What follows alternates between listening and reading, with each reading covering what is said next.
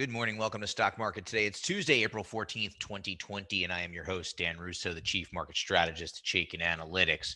Head over to Twitter where you can find me. I'm at Dan Russo _CMT. Stock Market Today brought to you today and every day by Chaikin Analytics. Head over to chaikinanalytics.com/today.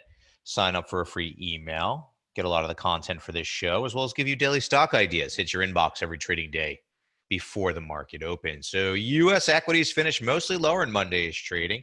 Treasuries were weaker across the curve. The dollar was weaker on the yen, but stronger against the euro. Gold finished up 0.5%, and WTI crude settled down 1.5% in some volatile trading after the weekend's OPEC plus production deal. At the sector level, discretionary led by Amazon, tech, consumer services outperformed. REITs, financials, and utilities were your laggards. As we get to the desk this morning, futures are higher by about 1%. Asian markets were higher overnight, led by Japan and China. European markets are higher as well. Treasuries are slightly weaker. The dollar is weaker on the major crosses. Gold is off 10 basis points. WTI crude down 2.1%, adding to that loss from yesterday. So here's the structure of the S&P 500. Really no change. I guess if you want to be optimistic about things, you could say we tried to push lower and actually rallied to close in the top half of the day. We still are wrestling with the 2,800 level. To me, 2,800 to 2,900, those are your key points. To the upside, that is a resistance zone as far as I am concerned. It is a resistance zone within the context of a bear market rally as far as I am concerned. We are below the declining 200-day, below the declining 50-day. So for the intermediate and long term, to me, the trends are down. If you're a shorter term trader, the trends are up. Right? Know your time frame. That's important, right? And don't flip-flop your time frame. Know yourself as a trader. Markets are a very, very expensive place to learn who you are as a person, but you will learn quickly who you are as a person, as well as who you are as an investor. So just own that. Stay true to it. If you're a short-term trader, use moving averages like the 10, the 8-day, and the 21-day, and for your time frame, the trend is up. If you're an intermediate-term trader or a longer-term investor, for your time frame, the trend is down. We view the world from the intermediate term here at Chaikin Analytics based on our model. So for us, this is a rally within the context of a downtrend. Initial support, 2650, and then below that, 2450. Resistance, as we've been saying, 2800 to 2900. RSI is in bearish ranges below 60. Chaikin money flow is bullish, but fading. Taking a look at our market in a minute now. What are we writing about? Well, we've stalled at the 50% retracement level. Remember this mark, from yesterday, right around 2,800 is also the 50% retracement level of this entire move down. Banks kick off earnings season today. JP Morgan on the tape with their print, and obviously numbers are messy and going to be messy across the board. What seems to be jumping out at people so far is a big reserve for provisions for loan losses. That's what you would expect, as they do expect a fairly sizable recession. All eyes and all ears will be on Jamie Dimon during the conference call. Tech, healthcare, and staples are relative leadership.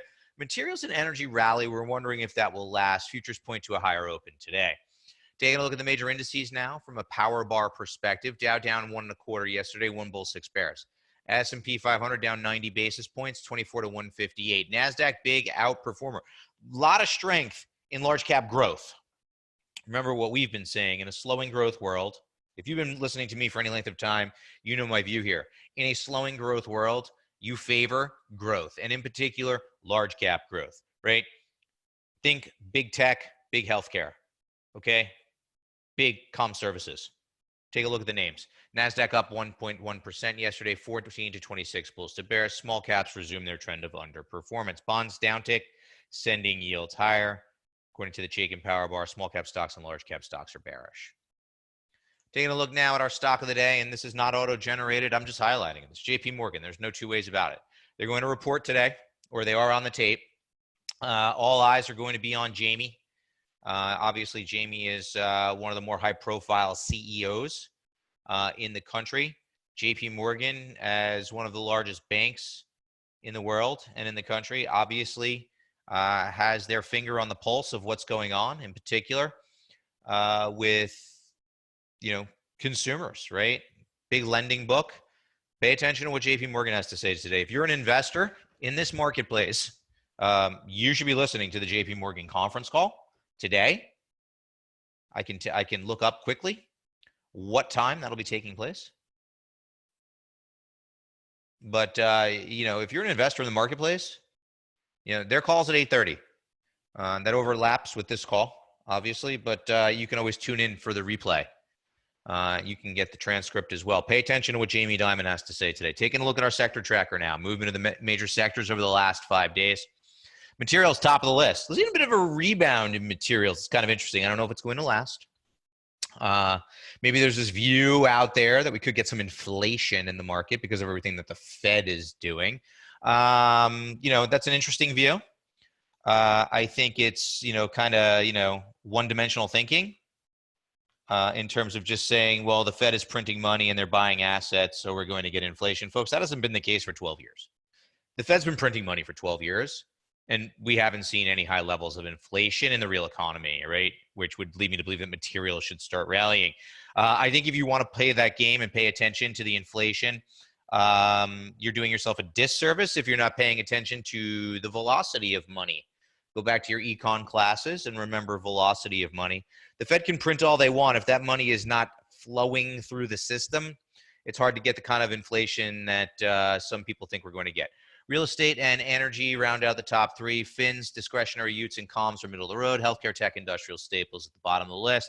Trends that I like the best in the market from a relative perspective for intermediate term investors. I like tech, I like healthcare, I like staples, and I like comm services, but they're trying my patience. Industry in focus today, NYSE Tech Services. Speaking of owning growth,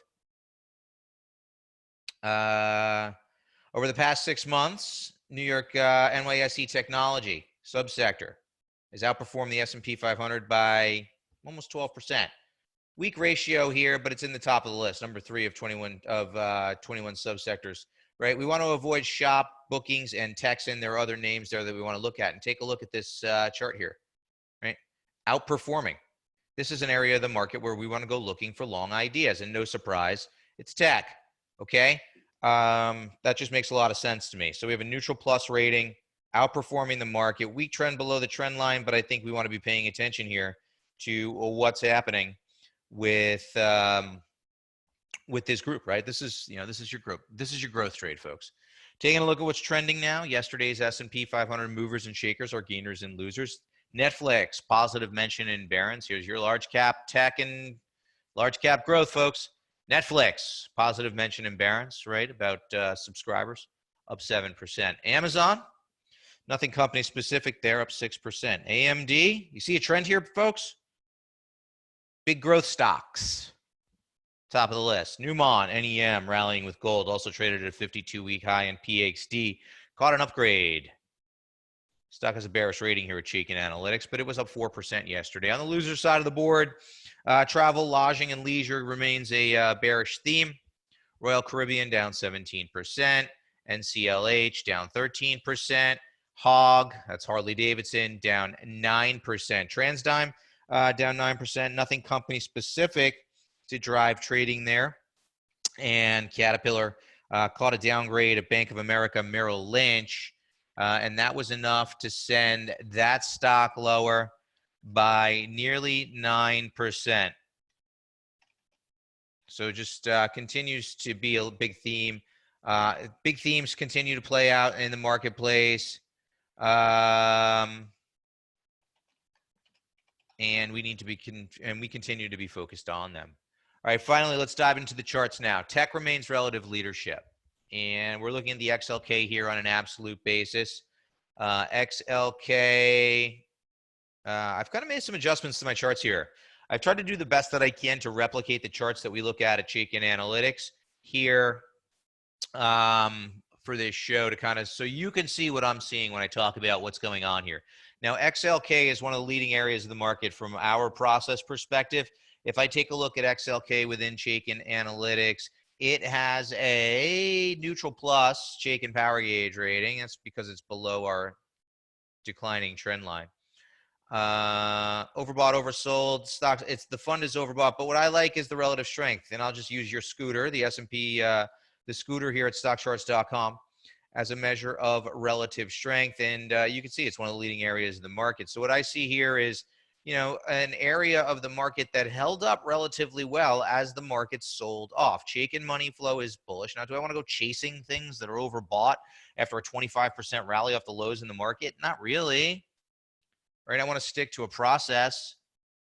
But what I want to be doing is doing the work, right? Where do I want to be looking for long ideas such that when the market's oversold or closer to oversold, when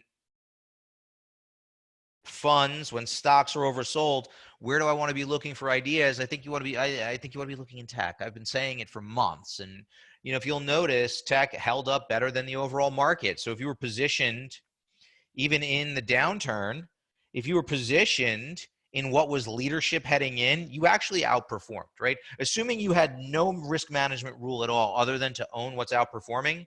If you owned what was outperforming heading into the top and just rode it, did nothing, you still did better than the overall market, right? So that's the importance of relative strength, right? The areas of the market that we had been highlighting as bullish going into this have held up better coming out. Another one that we've liked is healthcare, right? Same thing, right? XLV has held up much better than the overall market. And what's great is it's continuing to outperform even as the market rebounds. So outperforming does better on the way down and outperforms on the way up. Folks, that's how you outperform the market. You focus on what's outperforming. And by owning what's outperforming, you continue to outperform the market. It's not rocket science. A lot of people can't get around it, right? They want to go bottom fishing in energy, right? That's a hard game to play. Good for you if you're going to play it. It's not our process. It's not how we look at the world. A lot of people like to do it though, right? People want to buy those cruise lines and they want to buy those casino stocks, okay? If you can trade them quick, that's great. Fundamentals are horrible. Trends are horrible. You're trading counter trend. We prefer to get on the right side of the relative strength because the relative strength is where the big money's measured.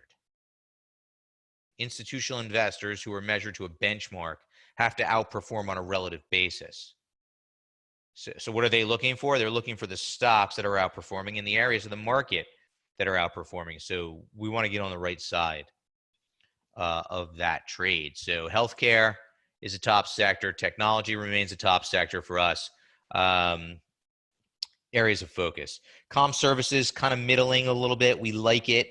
And staples is a little bit of a defensive play. Now, we're obviously watching the bond proxies closely. And if you're taking our 14-day draw, you're getting my note. And every Tuesday, I'm laying this out for you sector by sector, right?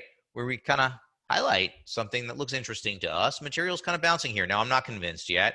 It's still an ugly group from a Chaikin power bar perspective, right? And, you know, it's a neutral ETF here at Chaikin Analytics. No bulls, 14 bears, right? A lot of work to do, a lot of wood to chop up here.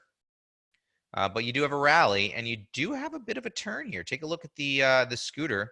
It's stock charts. Kind of broken topside. Kind of interesting. Something I'm going to keep an eye on. I'm not in the inflation camp. I'm not one of these people who thinks that rampant money printing is going to produce inflation in the economy, only because it hasn't so far. Again, as I've said, you need to watch money velocity, right? A lot of people are focused on the Fed's balance sheet, and it has ballooned. There's no two ways about it.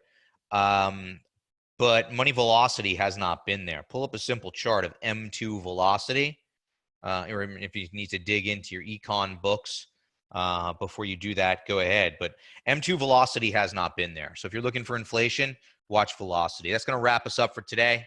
Head over to ChaikinAnalytics.com/test drive. Take us for a 14-day trial. I'll be back with you tomorrow.